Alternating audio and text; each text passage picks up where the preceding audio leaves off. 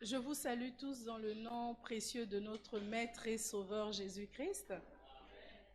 Au fait, pour moi, c'est une grâce, c'est une faveur imméritée que vous me receviez, au fait. Euh, Entre nous, moi, je trouve que je suis la plus bénie parce que ça me permet de servir le Seigneur au travers vous et surtout de rendre un culte à mon Dieu. Vous savez, vous êtes précieux pour le Seigneur. Le Seigneur a créé le ciel et la terre. Il a donné la terre au Fils de l'homme. Et dans tout ce qu'il a créé, le livre de Deutéronome nous dit que son héritage, c'est son peuple. La portion de l'Éternel, donc l'héritage de l'Éternel, c'est son peuple. Il est le créateur du système solaire. Il est le créateur de l'immensité du ciel. L'homme ne fait que continuer à découvrir, tellement que ce que Dieu a créé est grand. Et pourtant, vous savez, même notre cerveau, il est dit que nous l'utilisons qu'à 10%. Tellement que les facultés de l'homme sont grandes.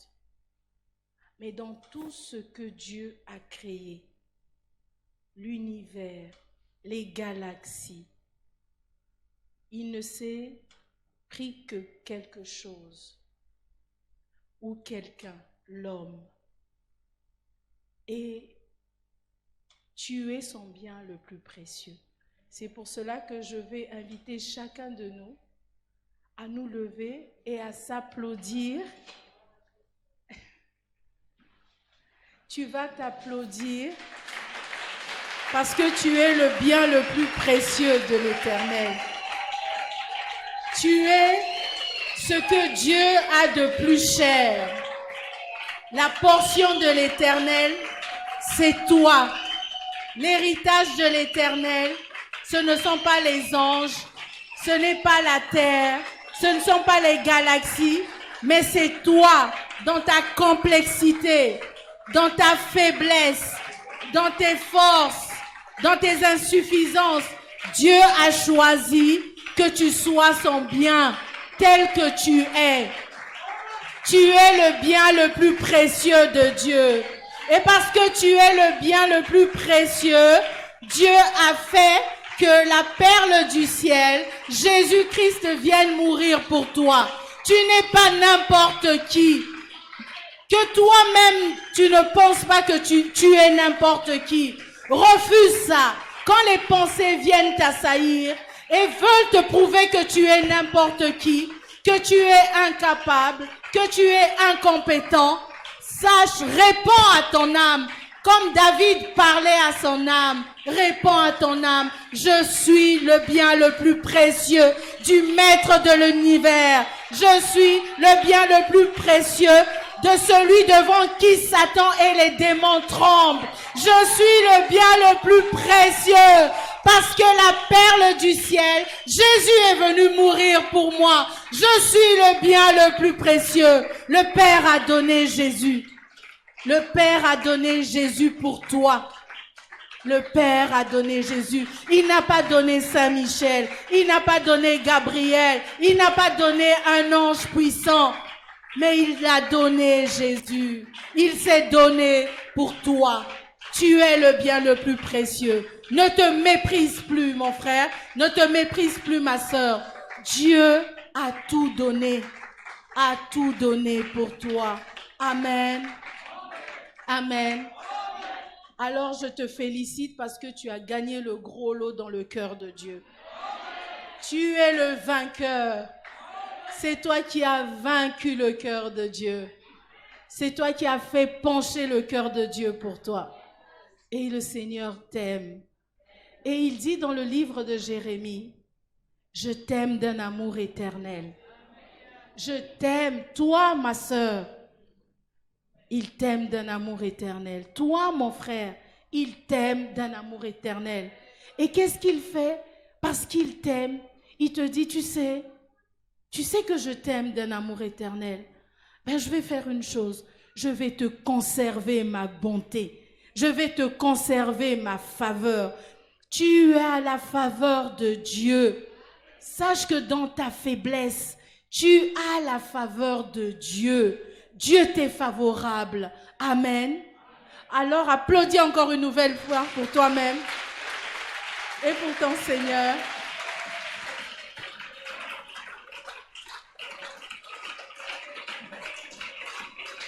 Et dis au Seigneur, Seigneur, je t'aime parce que tu m'aimes. Amen. Nous pouvons nous asseoir.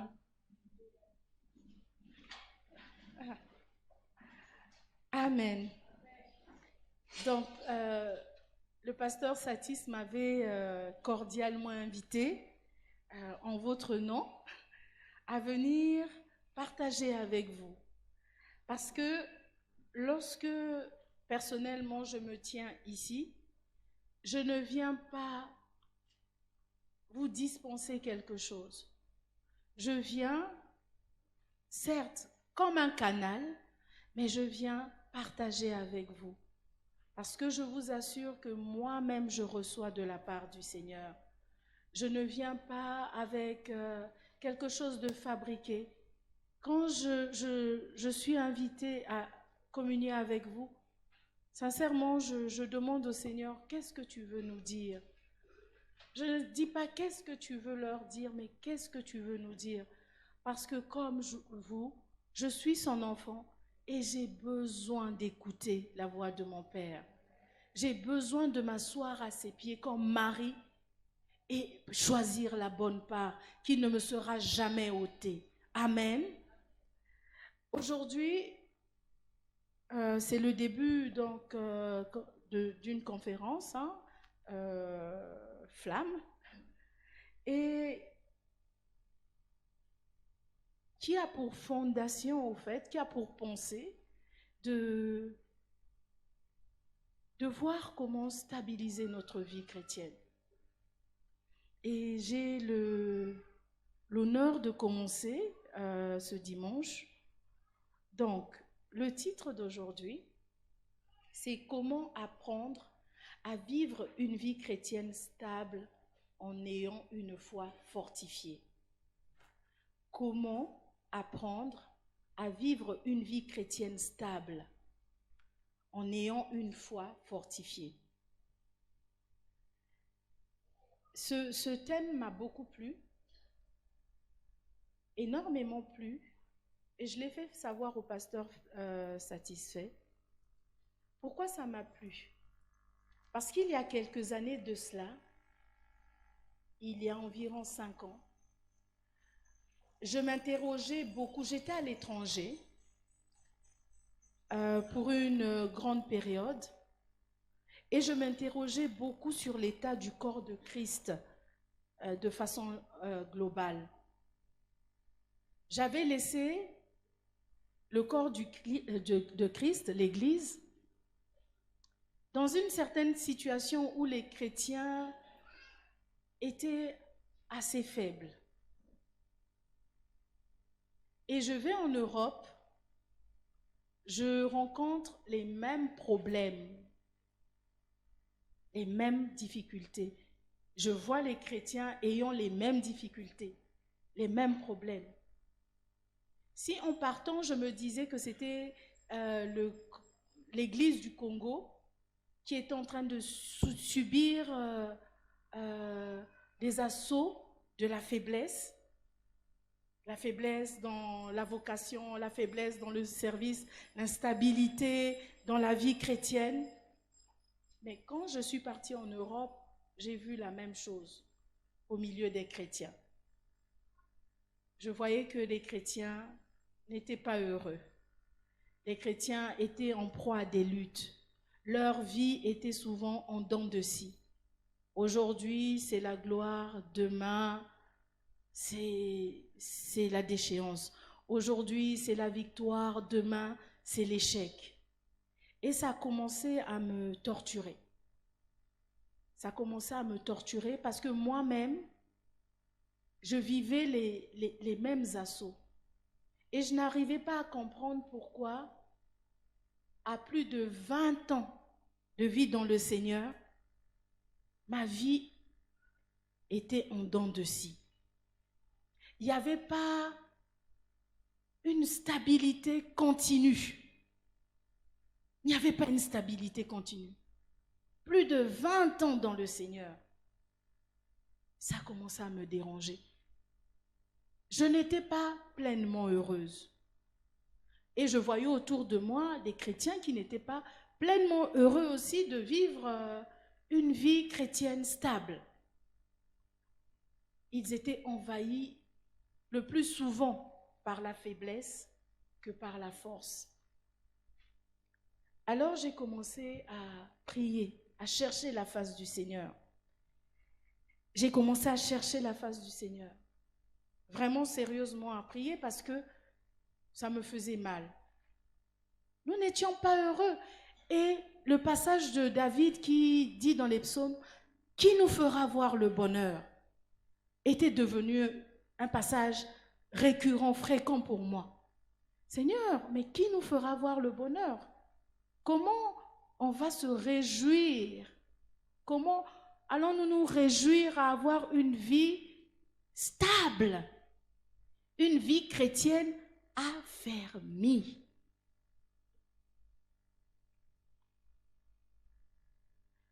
Et par la grâce du Seigneur, ça a pris le temps que ça a pris. Le Saint-Esprit est venu m'enseigner. Le Saint-Esprit est venu m'enseigner sur la stabilité spirituelle. Comment avoir une vie stable, malgré les luttes, malgré les attaques de l'ennemi, malgré le fait que l'enfer puisse se lever et nous assaillir, malgré les épreuves de tous les jours. Comment demeurer dans la stabilité spirituelle. Et à partir de son enseignement, le Saint-Esprit m'a fait comprendre que notre vie tourne autour d'une chose. Je dirais même plus, tourne autour d'un principe spirituel. Et ce principe n'est autre que la foi. La fondation de notre vie chrétienne, la stabilité de notre vie chrétienne n'a que pour principe et fondation la foi. Et il s'est mis à m'enseigner. Je vous assure que j'étais tellement, comme on peut dire, dans le blues spirituel. J'étais tellement abattue des hauts et des bas de ma vie depuis plus de 20 ans, qu'un jour je me suis assise et j'ai commencé à parler au Seigneur. Je vous dis littéralement ma conversation.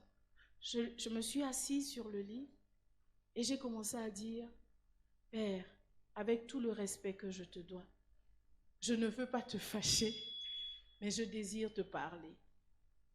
Je suis fatiguée. Je suis fatiguée.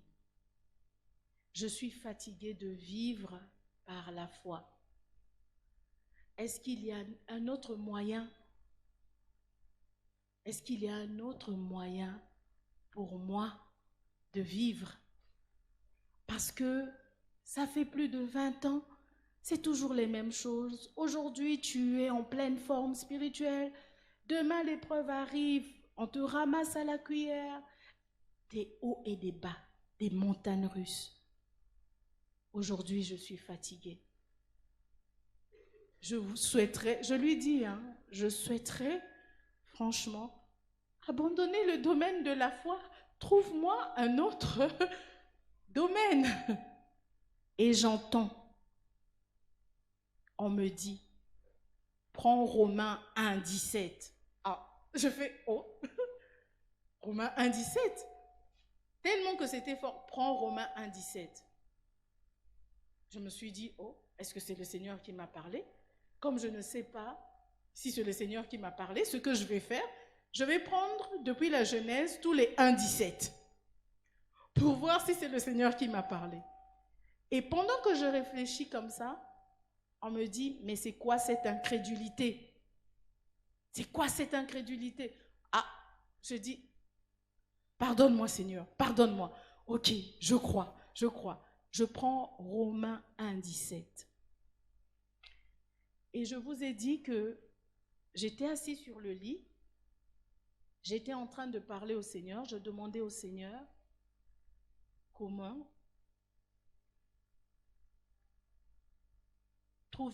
qu'il me trouve un autre moyen pour vivre en dehors de la foi, parce que c'était trop difficile. Je lis Romains 1,17. Parce qu'en lui, je tombe sur Romains 1,17 qui me dit, parce qu'en lui, donc en Jésus, est révélée la justice de Dieu. La justice de Dieu, c'est la vie de Dieu. Tout ce qui concerne Dieu. C'est ça la justice de Dieu. Parce qu'en lui est révélée la justice de Dieu par la foi et pour la foi. Selon qu'il est écrit, le juste vivra par la foi. Point. Alors, je vous dis, je suis restée. Je ne connaissais pas Romains 1,17. Je ne connaissais pas Romains 1,17. J'avais une conversation avec Dieu où j'exprimais mon cœur. Je lui disais, je suis fatiguée de cette instabilité. Je suis fatiguée de ces luttes incessantes pour vivre par la foi. Je veux abandonner le combat de la foi. Je veux abandonner. Et c'est là où il me donne Romains 1,17. Parce qu'en lui est révélée la justice de Dieu par la foi et pour la foi. Selon qu'il est écrit, le juste vivra par la foi. Point. Et le Seigneur va me parler. Il va me dire, Loïc, vivre avec moi, c'est par la foi et pour la foi. Rien d'autre. Rien d'autre. Si tu quittes ce terrain de la foi, tu n'es plus avec moi. Tu ne m'appartiens plus. Tu n'es plus avec moi. Moi, c'est la foi, rien que la foi. Le juste vivra par la foi. Amen. Donc, dans Hébreu, c'est là où le Seigneur va me faire comprendre. Il va amorcer son enseignement. La foi. Que chez lui, tout tourne autour et avec la foi. La Bible déclare dans Hébreux 10, 38, c'est Dieu qui parle. Il dit, mon juste à moi, mon juste, celui qui s'identifie à moi, celui qui m'appartient, celui qui a reçu Jésus dans sa vie comme Seigneur et Sauveur, mon juste à moi, vivra par la foi. Mais s'il se retire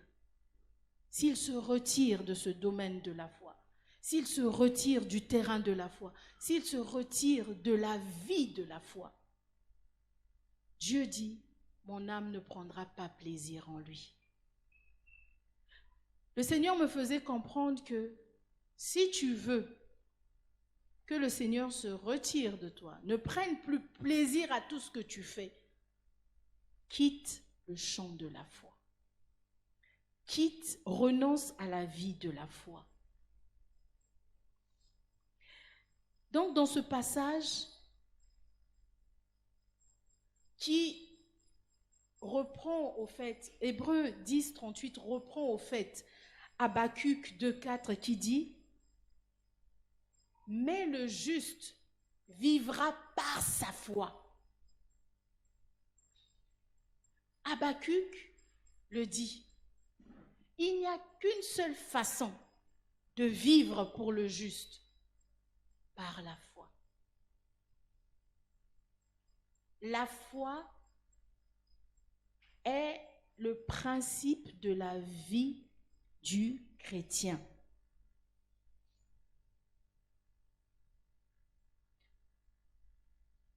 Nous voyons par ces versets que celui qui a été racheté n'est pas appelé à vivre par ses sensations, par sa vue ou par ses sentiments, mais rien que par la foi et pour la foi. Nous ne sommes pas appelés à vivre par notre ressenti. Ah, moi je pense que, moi je sens, moi... Ah. Parce que le Seigneur sait que tout ça nous perd. Aujourd'hui, tu es le plus heureux.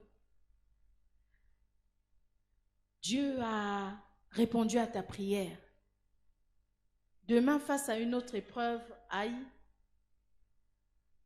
c'est le même là qui sautait pour Dieu, là qui commence à dire la fameuse phrase que nous aimons. Seigneur, est-ce que tu m'aimes? Seigneur, où es-tu? Les sensations. Et nous ne sommes pas, pour avoir une vie stable, nous ne sommes pas appelés à vivre de nos sensations, de nos sentiments, ou encore par la vue.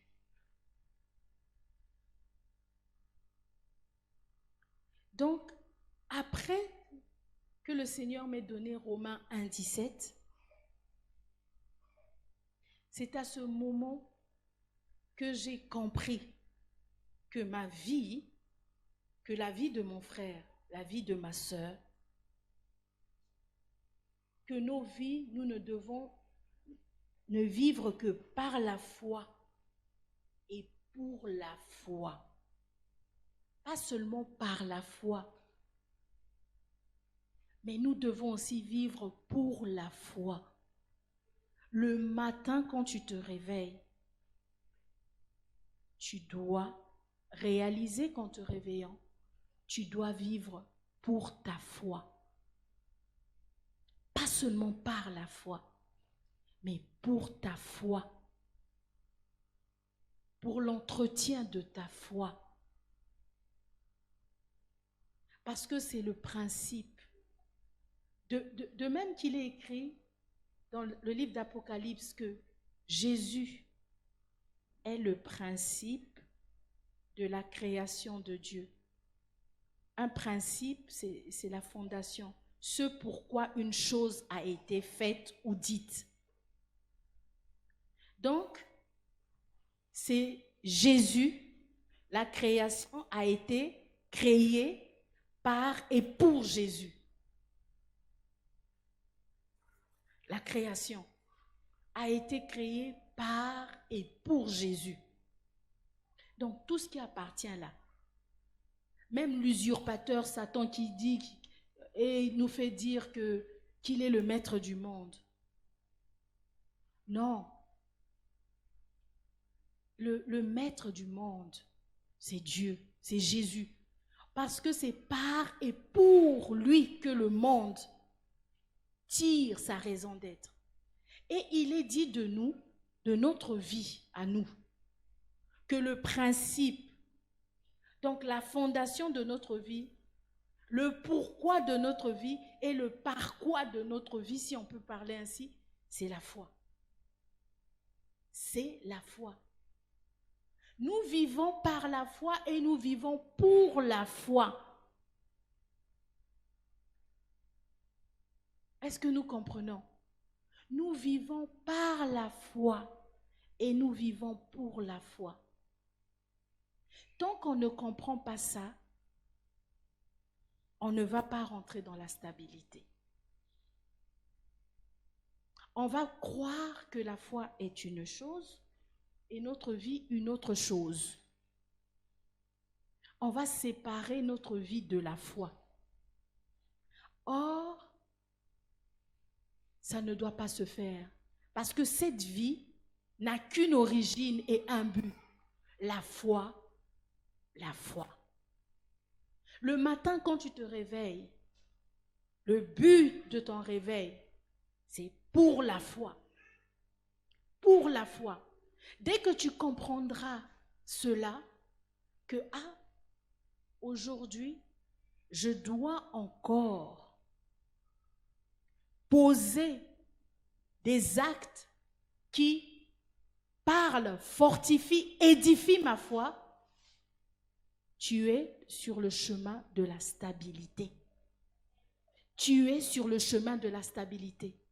Ma sœur, mon frère, au réveil, sache que tu te réveilles pour ta foi. Comme certains, hein, les travailleurs, le matin dès qu'ils se réveillent, ils se lavent, ils s'habillent pour son travail. Vous voyez, non? Ils se lavent, ils s'habillent, ils démarrent la voiture, pour ceux qui ont la voiture, ou ils courent vers le bus. Il fait pour son travail, pour ne pas arriver en retard. Il se réveille pour son travail. Pour avoir une stabilité dans son travail. Pour ne pas arriver en retard, pour qu'il n'ait pas des blâmes, pour qu'il... Il se réveille pour la vie de son travail.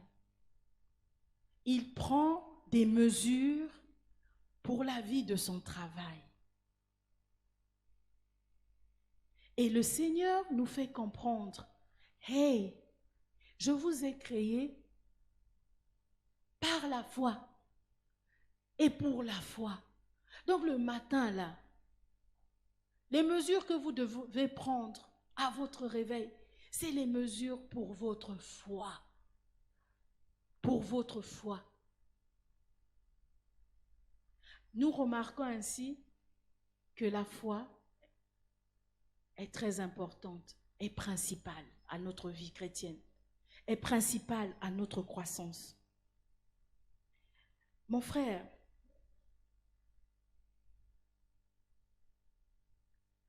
donc je le répète encore, j'insiste, la foi est le principe,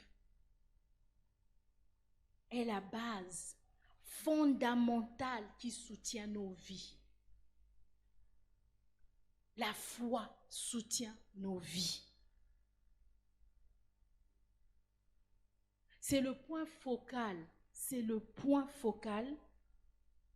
qui nous permet de voir l'accomplissement des promesses de Dieu, la manifestation de la justice de Dieu en nous et par nous. C'est par la foi. Tout le monde connaît Hébreux 11. C'est par la foi qu'ils ont vu la réalisation des promesses. C'est par la foi qu'ils ont pu accomplir la justice de Dieu en fermant les gueules des lions et tout. C'est par la foi.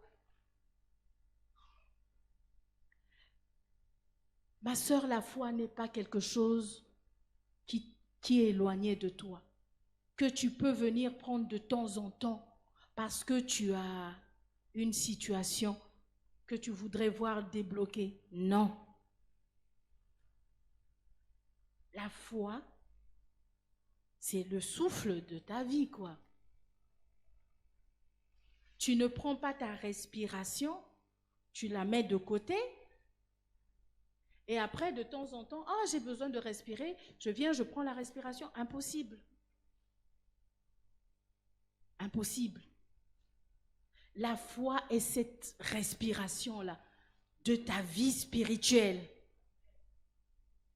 Si tu arrives à vivre sans respiration, tu vivras sans la foi et les choses pourront marcher. Mais si tu n'arrives pas à vivre sans respiration, mon frère, tu n'arriveras pas à vivre sans la foi. C'est pour cela que le fait de ne pas considérer la foi comme fondamentale, nous avons des problèmes. Nous rencontrons des problèmes. C'est comme ça. Nous sommes constamment en mort clinique. Nous sommes spirituellement constamment en mort clinique. Comme quelqu'un qui est sur un lit d'hôpital, qui, pouf, le cœur s'arrête, il ne respire plus, et il reprend à respirer. Mais c'est comme ça que nous sommes. Constamment, spirituellement, en mort clinique. Notre vie est comme ça. Et c'est comme ça que nous sommes malheureux. Parce qu'on sent que quelque chose ne va pas dans notre relation avec Dieu. Quelque chose ne va pas. Parce qu'on n'a pas réalisé que nous vivons par la foi et pour la foi. Amen. J'espère que on arrive à me suivre. Ah, d'accord. Donc, mon frère, chacun de nous cherche à vivre une vie épanouie, stable dans les voies du Seigneur. Pour ce faire, nous devons donc affermir notre foi. Nous devons affermir notre foi. Nous vivons par la foi, nous marchons par la foi, et le combat que le chrétien mène tous les jours est le combat de la foi. Donc je le répète, au réveil, quand tu te réveilles, tu vis par la foi, tu marches par la foi, et dès le réveil, tu as un combat. C'est le combat que tu mènes tous les jours à ton réveil, le combat de la foi. L'apôtre Paul exhorte Timothée. Il dit à Timothée, mon fils, combat le bon combat de la foi, saisis la vie éternelle à laquelle tu as été appelé. Combat le bon combat de la foi. Paul faisait comprendre à Timothée, hey, tu es dans un combat, tu as un combat que tu livres tous les jours. C'est le combat de la foi qui te permet de saisir la vie éternelle. Qui te permet de saisir la vie éternelle. Amen.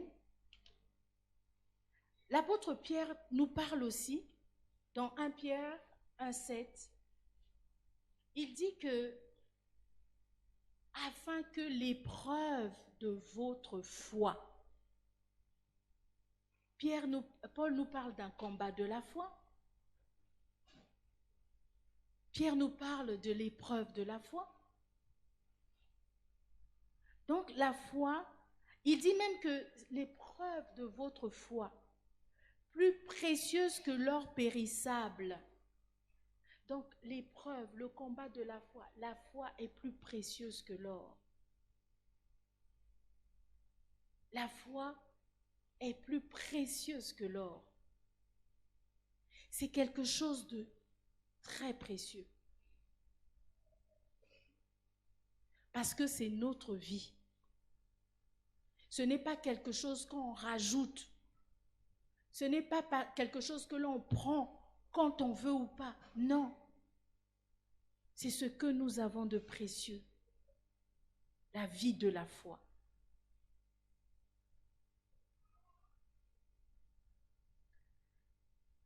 Vous savez,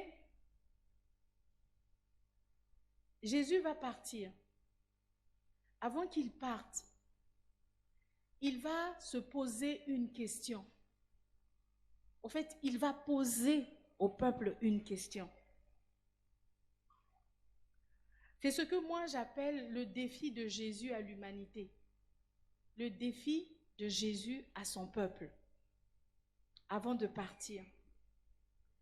Il va dire, est-ce que quand le Fils de l'homme viendra, trouvera-t-il la foi sur la terre? Réalisons-nous combien Jésus n'a pas dit, est-ce que quand le Fils de l'homme viendra, trouvera-t-il des louanges? Est-ce que quand le Fils de l'homme viendra, trouvera-t-il ceci? La préoccupation du Fils de l'homme, quand il viendra, à son second retour, ce verset nous dit que sa préoccupation, c'est de trouver la foi. Trouver la foi. En gros, il nous fait comprendre, est-ce que quand je reviendrai, est-ce que je vais trouver des vies stables? est-ce que je vais trouver des vies stables? Est-ce que je vais trouver la foi, l'élément fondamental? C'est le défi que le Seigneur nous lance, à nous qui attendons son retour. C'est à toi comme à moi. Le Seigneur nous pose la question, est-ce que quand moi je viendrai, est-ce que moi je vais trouver en toi la foi? Est-ce que ta vie sera fondée sur le principe fondamental?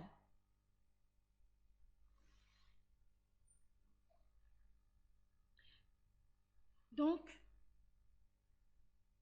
par ce verset, nous voyons que l'un des soucis fondamentaux dans la période du retour de Jésus, ça sera la présence de la foi. Dans notre période, dans notre génération, le souci fondamental, c'est la présence de la foi en nous. C'est la présence de la foi. Jésus se soucie de l'état de notre foi. Il n'a pas, franchement, il n'a pas demandé autre chose. Il ne souhaite pas autre chose que de trouver la foi en nous à son retour. Mon frère, quel est le niveau de ta foi? Donc la foi n'est pas un accessoire quelconque de la vie chrétienne. Mais comme nous l'avions dit plus haut, c'est son principe. C'est la fondation de la vie chrétienne. Donc, on peut dire, si toi-même tu connais ta vie, tu sens que ta vie n'est pas celle qu'elle devrait être en Christ, regarde ta foi. Regarde comment tu entretiens ta foi. Regarde comment tu vis ta foi.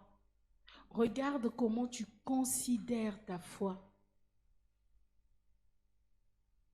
Regarde à quel niveau est ta foi. Pourquoi c'est le principe de notre vie? Pourquoi la foi est la base de notre vie? Hébreux 10, 38 nous dit que nous vivons par la foi. Donc si tu vis là, c'est par la foi. Comme tu vis par l'air, tu vis par la foi. Hébreux 10, 39 nous dit que notre âme est sauvée par la foi. Parce qu'il est dit, nous ne sommes pas de ceux qui périssent, qui se retirent pour périr, mais nous avons la foi pour sauver notre âme. Hébreux 10, 39.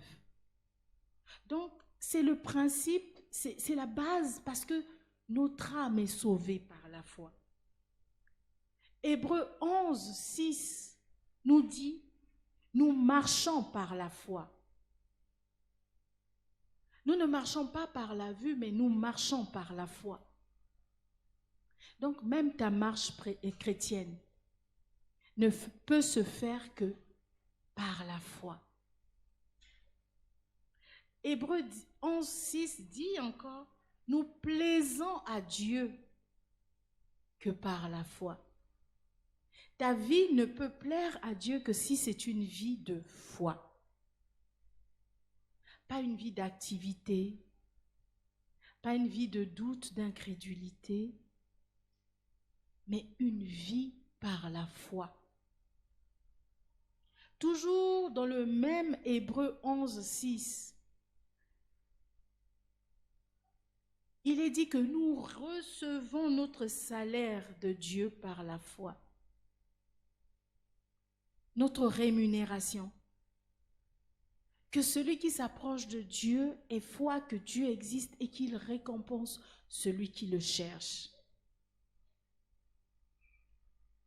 Si tu ne cherches pas Dieu par la foi et pour la foi en ses promesses, tu ne lui es pas agréable et tu n'obtiendras pas récompense. C'est pour cela que la foi est la fondation de notre vie. Nous marchons par elle. Nous sommes récompensés par elle. Nous vivons par elle. Nous sommes sauvés par elle. Nous plaisons à Dieu par elle. Ce qui fait que nous avons une vie stable par elle. Or, sans la foi, il est impossible de lui être agréable. On ne dit pas il est un peu impossible. Impossible. Donc vous pouvez tout faire. Il y a impossibilité de plaire à Dieu sans la foi. Tu peux être là, chanter, faire tout, prêcher, faire tout, toute l'activité spirituelle. Mais tu fais ça sans la foi, tu n'es pas agréable. Tu es dans l'impossibilité, donc dans l'incapacité d'être agréable à Dieu. On dit souvent qu'il y a des choses à Dieu, rien d'impossible. Mais on voit quand même quelque part qu'il y a une impossibilité là. Tu ne peux pas être agréable à Dieu. Il est impossible. Donc Dieu cherche dans son cœur comment les voir. Ah mais sans la foi, tu ne peux pas être agréable à Dieu. Voilà l'impossibilité. Tu ne peux pas être agréable à Dieu. Car il faut que celui qui s'approche de Dieu croit que Dieu existe, croit qu'il est capable, croit qu'il accomplit ses promesses, croit que Dieu existe et qu'il est le rémunérateur de ceux qui le cherchent.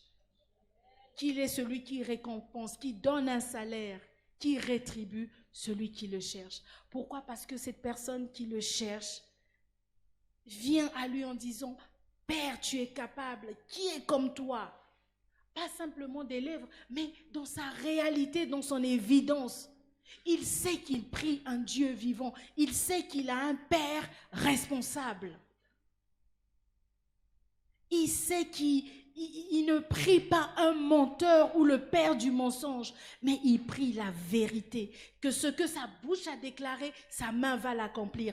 Quel que soit le temps et la circonstance, quel que soit le moment ou l'épreuve, celui qui s'approche de Dieu croit que Dieu existe et qu'il rémunère, qu'il récompense, qu'il rétribue celui qui le cherche. Amen. J'ai commencé à parler de la foi. Mais qu'est-ce que c'est la foi? Qu'est-ce que c'est la foi?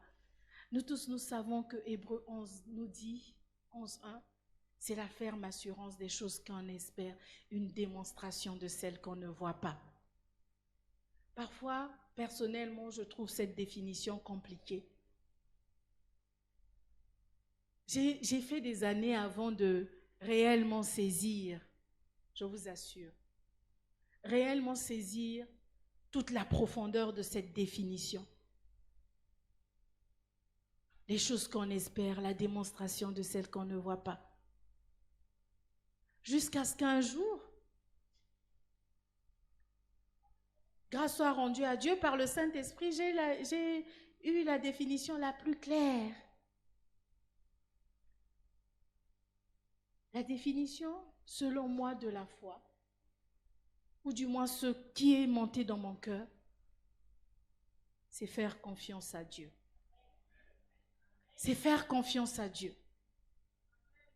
La foi, la définition de la foi, c'est faire confiance à Dieu. Comme nos frères de l'Afrique de l'Ouest ont souvent l'habitude de dire, nos frères chrétiens, Dieu a dit, il a dit au... Donc Dieu a dit, comme il a dit, oh, il va le faire. Et il s'arrête là. Il s'arrête là. Dès qu'ils ont l'assurance que c'est Dieu qui a parlé, c'est Dieu a dit, oh, et il s'arrête là. Que telle situation vienne, que telle situation évolue, que tel vent arrive, Dieu a dit, oh. Et c'est ça. Dieu a dit, oh. La foi, c'est croire en Dieu. Croire en Dieu. Et qui dit croire en Dieu, croire aux promesses qu'il a faites. Croire en ce qu'il a dit. Croire qu'il n'est pas un homme pour mentir, ni le fils d'un homme pour se repentir. Croire qu'il est le maître. Croire en Dieu et en toute sa substance, en toute sa seigneurie, en toute sa personnalité, en tout ce qu'il est. J'aime le Seigneur. Il a dit, on le chamaillait là, il dit avant qu'Abraham fût, je suis. Il n'a pas dit j'ai été. Il n'a pas dit j'ai été. Amen. Il a dit je suis. Abraham fut, c'est le passé. Abraham est dans le passé. Mais moi, je suis dans l'intemporel. Je suis dans l'intemporel. J'ai été dans le passé, je suis dans le présent, je serai dans le futur. Il n'a pas dit j'ai été. Donc, croire que Dieu est, qu'il est présent, qu'il est puissant, qu'il est amour, qu'il est suffisant, qu'il est... Il est. Amen. C'est ça. C'est ça la foi. Croire que Dieu est ce qu'il dit qu'il est. Croire en Dieu. Croire en ses promesses. Croire en sa parole. Croire en sa provision. Plus haut nous avons parlé que la foi, il y a un combat. Donc, notre croyance en Dieu, là, se trouve dans un terrain de combat. La foi, on parle du combat de la foi. Donc, en d'autres mots, on parle du combat de la confiance en Dieu. Le combat de la confiance ou le combat de croire ce que Dieu est. Le combat de la foi. Il y a un combat. Croire ce que Dieu est combattu. Avoir la confiance en Dieu est combattu. J'ai cherché la définition.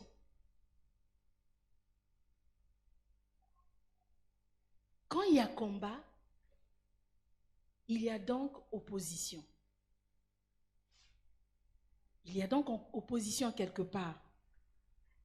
Donc je réfléchissais, je me disais donc notre confiance en Dieu rencontre une opposition.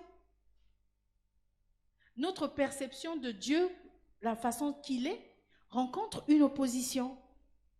En cherchant la définition du mot combat, le dictionnaire d'Internet m'a dit que c'est les actions de deux armées ou plusieurs armées qui se battent. Le fait de se battre avec ou sans armes. Quand des armées se battent, deux ou plusieurs armées sans armes ou avec des armes.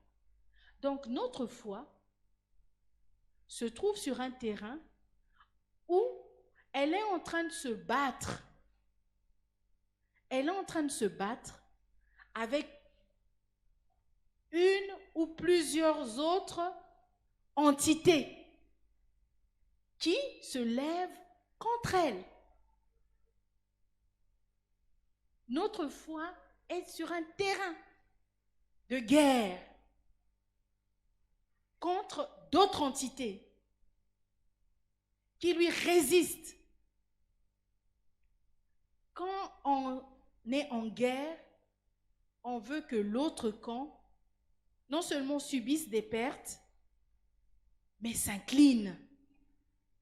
Ta foi, ma sœur, dès ton réveil au matin, il y a des entités qui se lèvent parce que elles veulent que ta foi plie le genou devant elles, avec ou sans armes. Donc, ces entités vont utiliser des méthodes, des armes de guerre. C'est pas des petits. On est dans un combat, donc il y a guerre. Donc, ces entités vont déployer des stratégies, vont déployer des armes pour assujettir ta foi. Et parmi ces armes, c'est des pensées, c'est des détresses. Elles emploient des armes. Et tant que tu ne réalises pas que ta foi est en guerre, tu reçois des coups, tu reçois. Et c'est comme ça que tu ne te sens pas en forme spirituellement. Parce que tu ne fais que recevoir. Tu ne sais pas qu'il y a l'offensive et la défensive à faire. Parce que tu ne réalises pas que la substance de ton existence, dès le matin, même parfois même pas, même en pleine nuit, pendant que tu dors, dans tes rêves, plusieurs armes ces entités utilisent. Donc, ta vie est sur un champ de bataille. Ta vie, c'est ta foi. Est sur un champ de bataille qui est constamment menacé par des entités qui utilisent des armes ou qui n'ont pas d'armes, mais qui te combattent pour t'assujettir, pour te détruire, pour t'occasionner des pertes, pour t'exterminer. Le combat de la foi, c'est ça. Ta foi rencontre l'opposition. Amen. Donc, notre confiance en Dieu, notre révélation de la personne de Dieu, celui qui il est constamment soumise à une opposition. Constamment soumise à une opposition. Je vous donne la preuve. Dieu t'a donné une promesse. Il te donne une promesse. Ah, tu sais, je ferai ceci avec toi. Vous n'avez jamais remarqué que dès que la promesse est libérée, bizarrement, tu es en train de vivre tout le contraire. Tu vis tout le contraire de la promesse. Au point où tu te dis même, mais pourquoi Dieu m'a même promis? Est-ce que moi je t'ai demandé quelque chose? Tu commences à chamailler Dieu. J'étais pour moi calme. Pourquoi tu es venu me promettre? Tu vis le contraire. Mais ce que Dieu a libéré émane du domaine de la foi. Comme ça émane du domaine de la foi, automatiquement, les entités se lèvent pour combattre, pour assujettir ta foi, pour assujettir la pensée que tu as de Dieu, la perception que tu as de Dieu. Le combat de la foi. Amen. Et le maître des entités qui combattent ta foi. Parce qu'il y a toujours un général en chef. Autant que Ta foi permet de voir la manifestation de la main de Dieu dans ta vie. Ta foi permet de vivre. Il y a son opposé, le maître de l'opposition. Et c'est un esprit, l'esprit d'incrédulité. L'incrédulité. Un esprit très puissant à ne pas négliger. Oh, à ne surtout pas négliger. À cause de cet esprit, Hébreux 3 ou 4 nous dit que les enfants d'Israël sont morts dans le désert. L'Esprit de Dieu s'est levé et est devenu leur ennemi. Il les a combattus et a déclaré qu'ils n'entreront pas dans mon repos. Qui a fait perdre l'héritage à cette première génération? Le maître des entités qui combattent ta foi, l'incrédulité. L'incrédulité a malheureusement cette puissance de nous faire mourir dans le désert.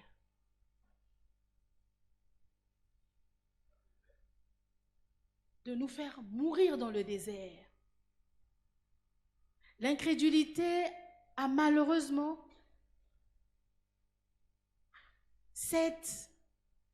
est assez pernicieuse pour faire en sorte que Dieu nous combatte. Vous savez, c'est un peuple qui a vu les miracles. Aucun peuple n'a réellement vu les miracles de façon directe que le peuple d'Israël sorti dans le désert, sorti d'Égypte, allant dans le désert. Eux, ils avaient besoin, en fait, ils n'avaient pas besoin de jeûner, de prier pour voir la manifestation de la main de Dieu. Le matin au réveil, il y avait la manne. Ils n'avaient qu'à ramasser. Le soir, il y avait la colonne de feu. Aujourd'hui, certains de nos frères qui prient, un prophète, ils sont éblouis. Pourquoi? Parce qu'il y avait la colonne de feu. Il y avait une couronne de feu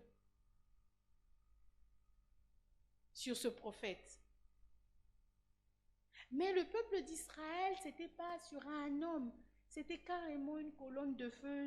Donc le soir, dès que tu sors de ta tente, tu vois cette colonne de feu. Le matin, tu vois la nuée. Ils ont eu les cailles, ils ont vu l'eau sortir du rocher. Mais quelle est la manifestation qu'ils n'ont pas vue? Mais ils sont morts dans le désert. Et Dieu les a combattus. C'était même pas Satan. L'incrédulité venue a fait son travail. A fait le travail de son maître, comme depuis le jardin d'Éden. Vous savez comment l'incrédulité opère? Dieu a-t-il réellement dit? Dieu a-t-il réellement dit? La fameuse phrase. Et ça ne change pas. Chacun de nous reconnaît que, ou doit avoir l'honnêteté de reconnaître, d'avoir un jour, dans ses pensées, entendu ça. Ah, est-ce que c'est vraiment Dieu qui a parlé? Ah, mais ce que je suis en train de voir, est-ce qu'ils ont vraiment Nzambé? La même stratégie que dans le jardin d'Éden. Dieu a-t-il réellement dit? Et c'est cette voix qui a parlé aux enfants d'Israël dans le désert. L'esprit d'incrédulité. Et ils sont morts. Ils sont morts. Sauf deux. Josué et Caleb, qui avaient refusé Et regardez même leur refus. Ils disent, c'est vrai les circonstances, ils sont plus grands, mais malgré ça, on va croire seulement ce que Dieu a dit. C'est vrai. Mon frère parlant comme ça, c'est vrai qu'il y a ça, c'est vrai qu'il y a ça. Mais Dieu a dit, il a dit. Caleb et Josué n'ont pas refusé qu'il y avait les géants. Caleb et Josué n'ont pas refusé qu'ils étaient petits comme des sauterelles. Mais Caleb et Josué ont refusé de continuer à écouter, à voir cette voix et d'imposer à leur âme la foi. D'imposer à leur âme la foi. De rappeler à leur âme qu'ils n'ont qu'une marche, ce que Dieu a dit. La confiance en ce que Dieu a dit. Amen.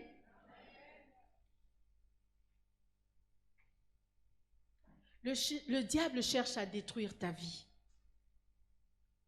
Il cherche à détruire ta vie en détruisant ta confiance en Dieu. En détruisant ta confiance en Dieu. C'est cette substance-là qu'il s'évertue sans cesse à combattre. Ta confiance en Dieu. Ta confiance en Dieu. Si donc la foi est la seule option par laquelle Dieu veut nous voir vivre, et le principe sur lequel le diable s'acharne constamment à détruire. Dieu veut nous voir vivre par la foi et pour la foi. Le diable cherche constamment à nous dire, est-ce que Dieu a vraiment dit? Le diable s'acharne. Donc, notre foi est entre deux feux. Notre confiance en Dieu est entre deux feux. Donc, c'est là où nous réalisons l'importance encore plus de la foi. Dieu tire la foi vers lui. Le diable tire la foi vers lui pour détruire. Dieu pour voir réaliser ses promesses.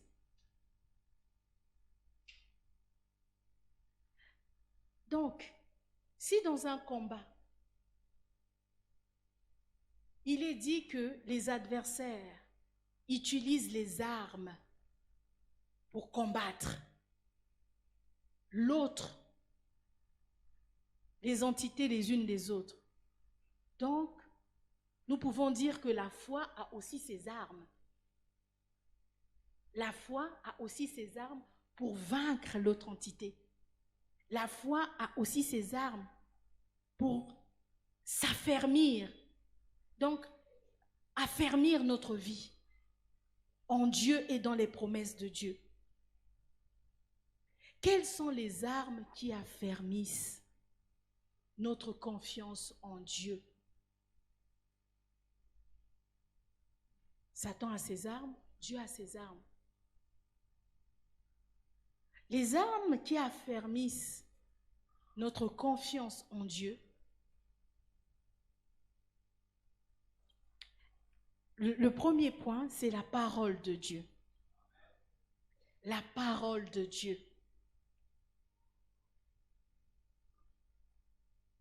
La Bible déclare dans Romains 10, 17 que la foi vient de ce que l'on entend et ce que l'on entend vient de la parole de Dieu. L'origine de la foi. La foi vient de la parole de Dieu. Et il est dit que dans le livre d'Apocalypse, il est dit son nom est parole de Dieu. On parle de Jésus. L'auteur, donc l'origine, et le consommateur de notre foi. Celui qui consomme notre foi. La foi vient de la parole de Dieu. La parole de Dieu est fondamentale. Mon frère, je vais insister sur ça. La parole de Dieu est fondamentale pour la vie du croyant. Ce n'est pas une option. Ce n'est pas une option. Elle est fondamentale parce qu'elle est l'origine de la foi. La foi vient de ce que l'on entend et ce que l'on entend vient de la parole de Dieu. Si la foi est notre vie, donc notre vie tire son essence de la parole de Dieu. Alors, tu dois te poser la question. Comment tu peux passer une semaine sans méditer la parole? Tu vis de quoi et comment?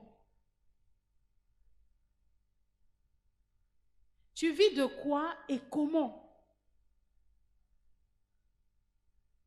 La parole de Dieu est l'essence de ta foi, l'origine de ta foi. La parole de Dieu est la source de la force et de l'espérance du croyant. Donc, au travers de la parole de Dieu, tu retrouves ton origine, tu es connecté à Christ, la source de ta vie, parce que c'est lui la parole. Et c'est la source de ton espérance. Pourquoi? Parce que dans la parole, tu as les promesses du Seigneur. Vous savez, c'est bien d'écouter la parole prophétique d'un prophète ou une parole de connaissance.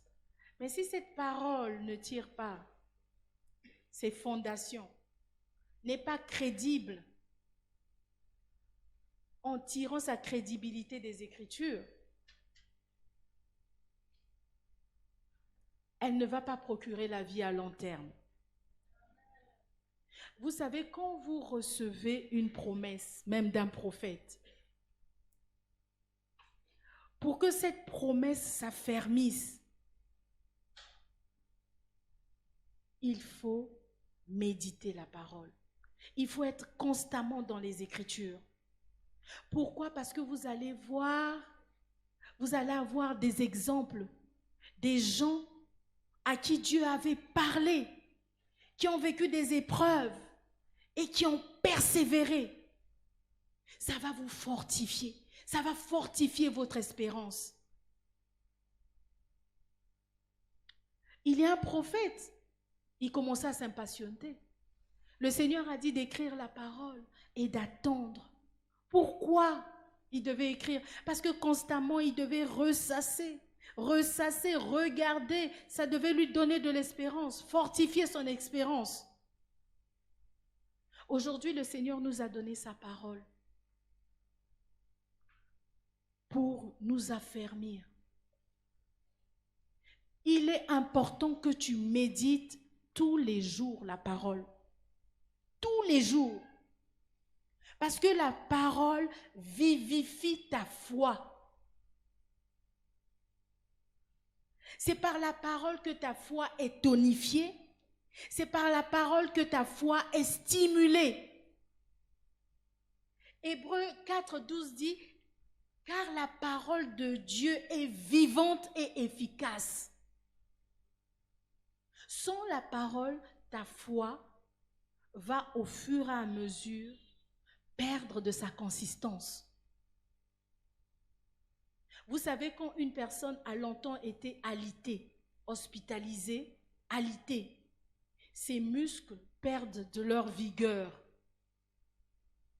Ses muscles perdent de leur vigueur. Une personne qui pouvait te taper 10 km à pied, dans cet état-là, cette personne est obligée d'être portée, est obligée d'être secourue, parce qu'elle était longtemps en état de léthargie, dans une posture allongée, sans mouvement, qui ne pouvait pas donner du tonus à ses muscles. Et c'est à ça que nous ressemblons quand nous ne méditons pas. Au fur et à mesure que tu ne médites pas la parole, tu ressembles à cette personne qui, avant, pouvait faire 10 kilomètres, mais maintenant est incapable de se lever d'elle-même. Tu te retrouves incapable de combattre des combats où avant tu avais des victoires.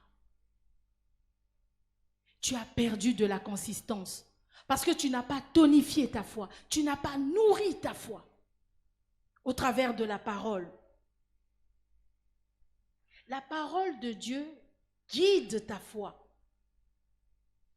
Elle guide ta foi là où elle doit s'affirmer, afin que tu puisses vivre la vie et les promesses de Dieu. Psaume 119, 105 dit, ta parole est une lampe à mes pieds, une lumière sur mon sentier.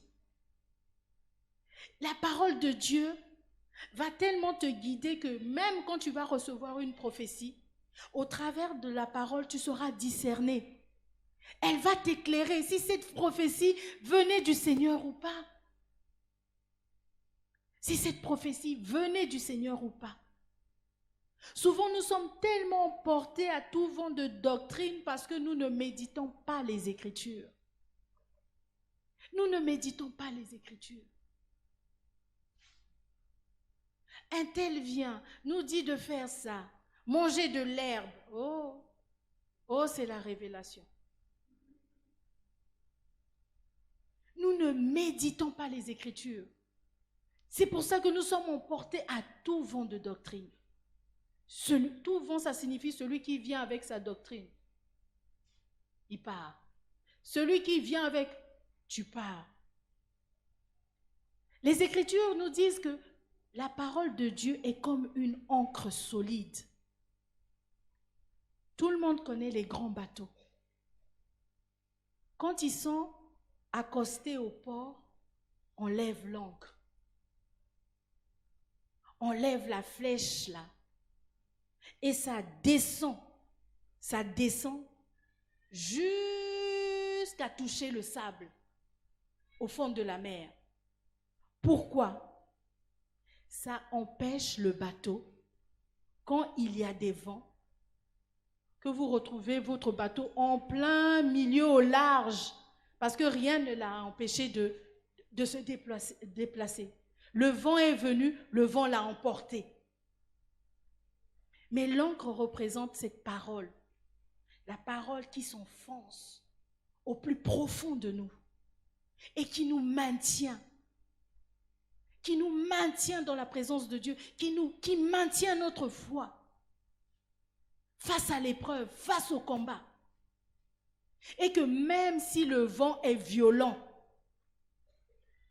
le bateau va bouger, le bateau sera secoué, mais le bateau ne va pas partir au large, emporté par n'importe quel vent. Amen. Ça, c'est le but de la parole. La parole est l'arme qui nous ancre dans les promesses de Dieu. Est l'arme qui affermit notre foi dans ce que Dieu a dit. Dieu a dit, il a dit oh. Et on ne va pas être emporté par les circonstances, parce que quelqu'un d'autre viendra nous dire. On a affermi sa foi par la parole. Le deuxième point, c'est l'action de grâce, la louange et l'adoration. Pourquoi l'action de grâce, la louange et l'adoration? L'action de grâce, c'est une arme très efficace. 1 Thessaloniciens 5, 18 nous dit « Remerciez Dieu en toutes circonstances. » T-O-U-T-E. En toutes circonstances. Telle est pour vous la volonté de Dieu que Dieu a exprimée en Jésus-Christ. Ce verset nous dit, lorsque nous appartenons à Jésus-Christ, si nous sommes en Jésus-Christ, je pense que nous tous ici, nous sommes assemblés Et nous nous connaissons à cause de Jésus-Christ. Nous venons d'horizons divers. Mais nous nous assemblons en ce lieu, nous nous appelons frères, nous nous appelons sœurs, nous rentrons dans les intimités des autres à cause de Jésus-Christ. Et Dieu le Père dit, pour ceux qui se réclament de Jésus-Christ, je n'ai qu'une volonté, j'ai une volonté, qu'il me rende grâce pour tout. C'est ce que le verset l'a dit. Donc mon frère, si tu penses que tu appartiens à Jésus-Christ et que tu cherches la volonté de Dieu pour ta vie, c'est clair ici. N'attends pas qu'un prophète vienne, un apôtre d'onction, pour te révéler la volonté de Dieu. Dieu, dans sa parole, t'a déjà révélé sa volonté. Il a dit, si tu appartiens à Jésus-Christ, dis-moi merci pour tout. On n'a pas spécifié les circonstances. On n'a pas dit quand tout sera beau, quand tout sera rose, quand tu auras le succès. On n'a pas précisé ça. On a dit, pour tout, tu dois me dire merci. Et vous savez pourquoi? Le deuxième point, c'est l'action de grâce.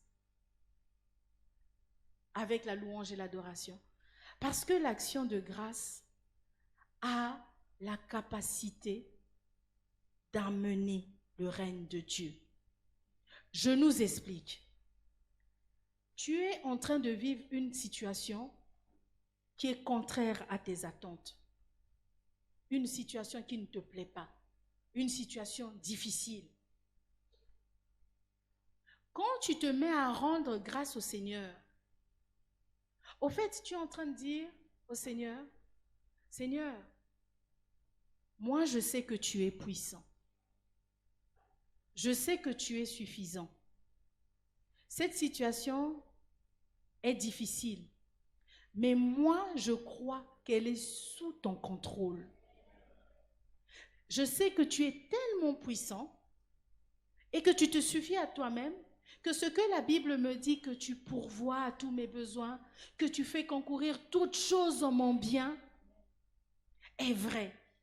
Que cette situation-là, comme Joseph avait dit, le mal que vous avez voulu, Dieu l'a changé en bien, que tu as la capacité, toi seul as la capacité de changer cette situation en bien, parce que tu es Seigneur.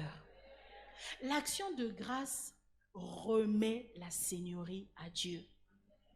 Et vous allez voir, souvent Jésus, à part quand il devait manifester le contact direct avec une personne, là où il disait, ta foi t'a sauvé. Il remettait à la personne sa foi, ta foi t'a sauvé. Mais quand lui-même il devait intervenir sans un contact direct avec une personne, comme par exemple pour la fraction du pain ou la résurrection de Lazare, quand il s'adressait direct au Père, il rendait grâce. Il rendait grâce. Il ne faisait pas de multitude de prières. Les prières du Seigneur en direction du Père ont toujours été des actions de grâce.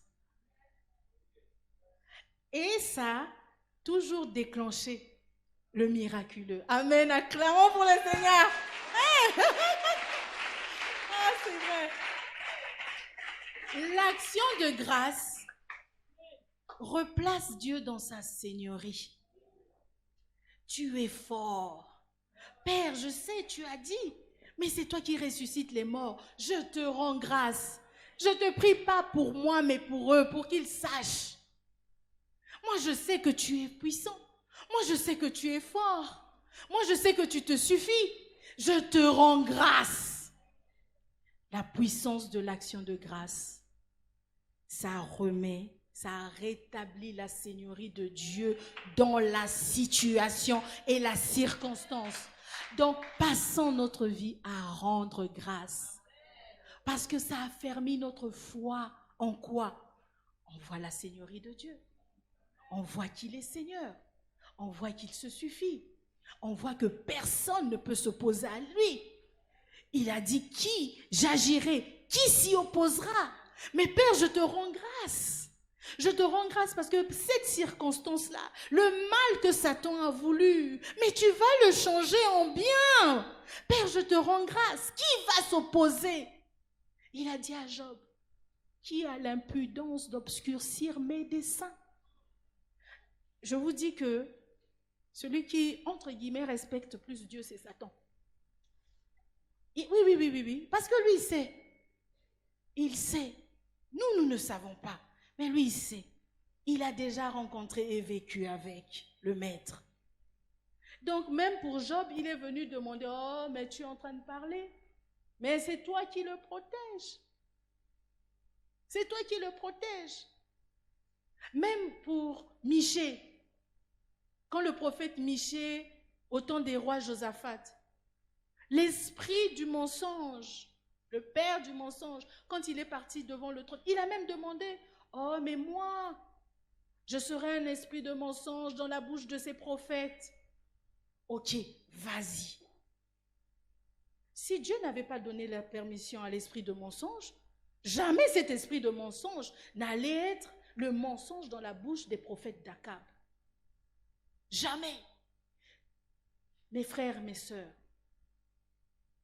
s'il y a une des choses que nous devons retenir de ce message, Dieu est le maître. Dieu est le maître. Je nous en supplie. Quelle que soit la posture dans laquelle nous sommes, bonne ou mauvaise, difficile ou agréable, Dieu demeure le maître. En lisant les Écritures, nous allons voir que Satan a toujours demandé la permission à Dieu. Satan s'est toujours arrêté là où Dieu l'a fait arrêter. C'est la même chose dans ta vie. C'est la même chose dans ta vie. Amen. Et l'action de grâce nous révèle à nous-mêmes, nous fait réaliser la seigneurie du Maître. Nous te rendons grâce parce que tu es Dieu. Et comme tu es Dieu, tu vas agir. Tu vas agir parce que tu es le maître des temps et des circonstances. Le troisième point, c'est la communion avec l'Esprit. La communion avec l'Esprit, qui est l'arme, la troisième arme puissante. Le but du Saint-Esprit est de nous rendre inébranlables dans notre marche chrétienne, en établissant et en affermissant la pensée de Christ en nous. Amen. Le Saint-Esprit est là. Le Seigneur a dit, lorsque le Consolateur sera venu, l'Esprit de vérité, il vous conduira non seulement dans toute la vérité, il ne parlera pas de lui-même, mais il vous dira ce qu'il aura entendu. Il me glorifiera. Le Saint-Esprit vient établir la gloire, la pensée de Christ en nous. Il vient établir Jésus en nous. Et là où Jésus, le Maître, est établi, il est inébranlable. Jésus a dit à Pilate, mais tu n'as reçu de l'autorité sur moi que si ce n'est parce que on te l'a accordé, je te l'ai accordé. Dans notre vie, il faut savoir que les circonstances, les gens, les choses, les démons n'ont autorité que si le Seigneur le leur accorde. Le Seigneur, on lui a posé une question. Mais cet infirme-là, il est infirme parce qu'il a péché? Ou son père ou sa mère? Le Seigneur a dit non. Aucune de ces choses. C'est pour que la gloire de Dieu se manifeste. Amen. Le Saint-Esprit vient établir Jésus en nous. Plus nous avons la communion avec l'Esprit, plus nous allons refléter Christ, plus nous allons manifester Christ, qui est l'auteur et le consommateur de la foi. Ça ne sera plus nous qui allons vivre, mais l'auteur de la foi qui va vivre en nous, qui va demeurer en nous. Comme les premiers chrétiens.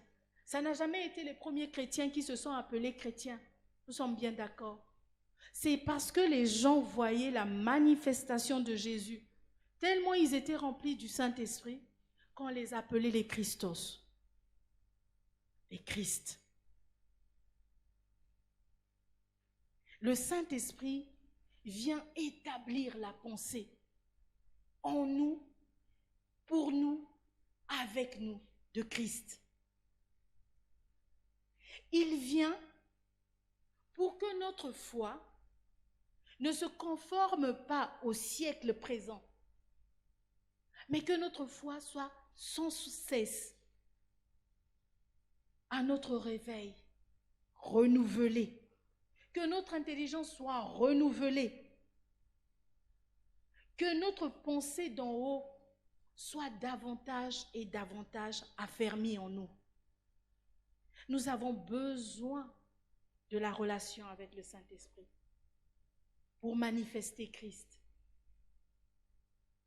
l'auteur de la foi. Et plus tu manifestes Christ, plus tu auras sa pensée.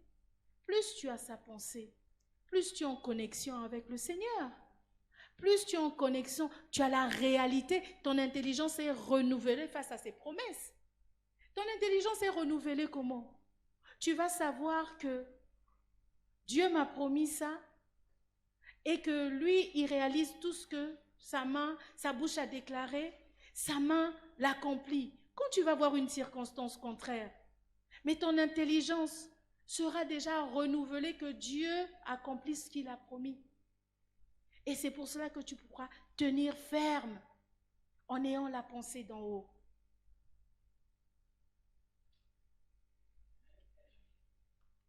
Donc, et enfin, la quatrième arme, c'est le parler en langue. C'est le parler en langue. Amen.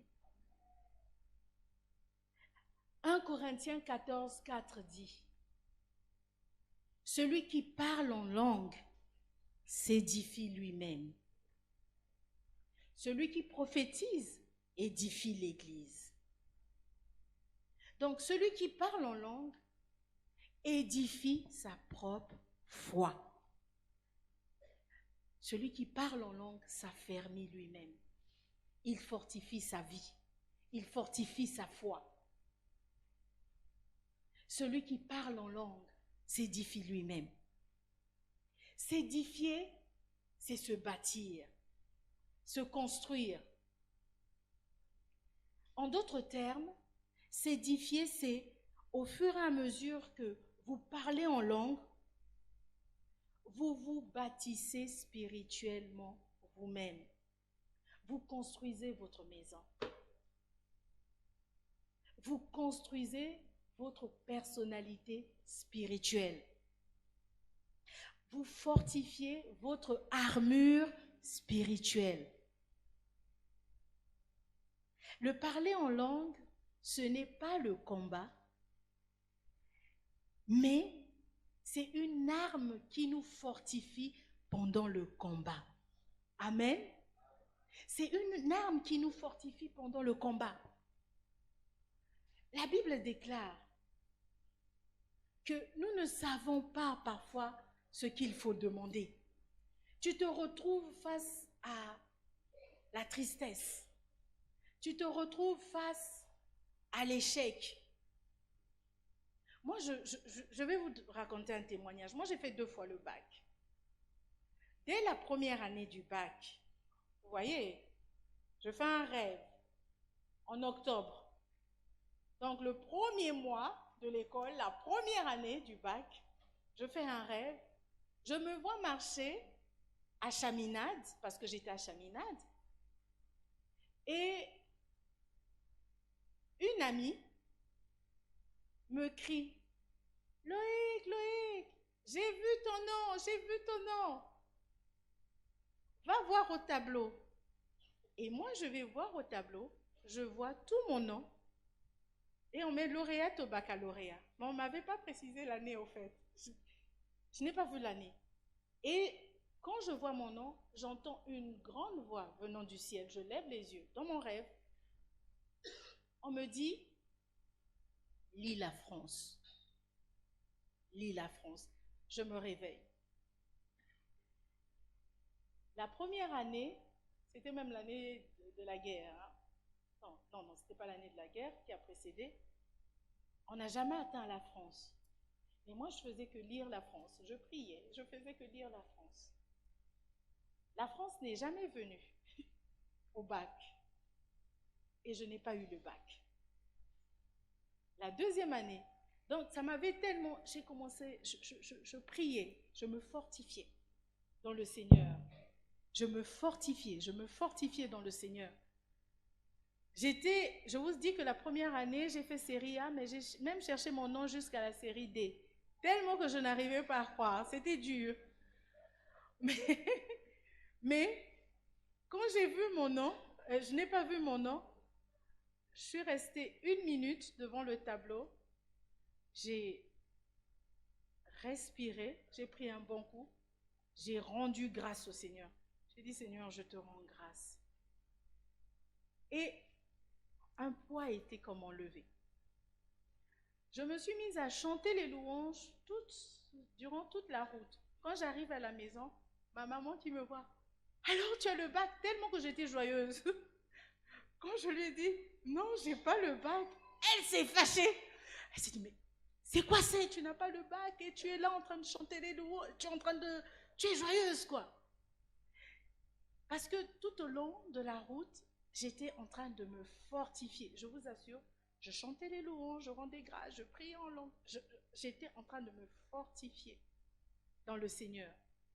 Je m'étais tellement fortifiée que, franchement, j'ai commencé à consoler les autres. C'est comme si moi-même j'avais le bac. J'étais trop fortifiée. Je vous assure, avec le recul, j'étais trop fortifiée, quoi. La deuxième année, il y a eu la guerre et entre-temps, dès que je continuais à lire la France, parce que je continuais à prier, à me fortifier dans le Seigneur. Quand je suis arrivée, tout le monde à la maison savait que je lisais la France. Quand je suis arrivée à l'examen, j'ai vu le sujet, la France, grenier de l'Europe. Je vous dis que j'ai passé 10 minutes à pleurer. Parce que j'étais trop contente, je savais que j'avais eu mon bac. J'ai pleuré. Après, j'ai composé. Dès que je suis rentrée, j'ai dit à ma tante, elle était dans la douche, je crie son nom, je dis, devine qu'est-ce qui est arrivé? La France. Elle a crié, Loïc conduit bac. Parce que tout le monde savait que je ne lisais que ça et je me fortifiais dans le Seigneur. C'est ça le rôle du parler en langue. Même quand on rencontre un obstacle, quand on rencontre une situation qui est contraire, pas seulement semble contraire, qui est contraire, en priant, en nous fortifiant dans le Seigneur, ça affermit notre foi. Cela affermit notre foi. Et on continue la marche. On continue, comme le psaume 84 dit, lorsqu'il traverse la vallée de Baca, il la transforme et leur force augmente pendant la marche. Le parler en langue permet à notre âme de s'édifier, d'augmenter notre force pendant le combat, pendant la marche. Et la promesse est que ils arrivent à Sion. En forçant, en priant en langue, on arrive à avoir la paix de Christ dans le combat. On arrive à rester stable dans le combat. On arrive à faire en sorte que notre foi ne chancelle pas. On arrive à faire en sorte que l'incrédulité ne prenne pas le dessus. En priant en langue. Que le Seigneur vous bénisse. Amen.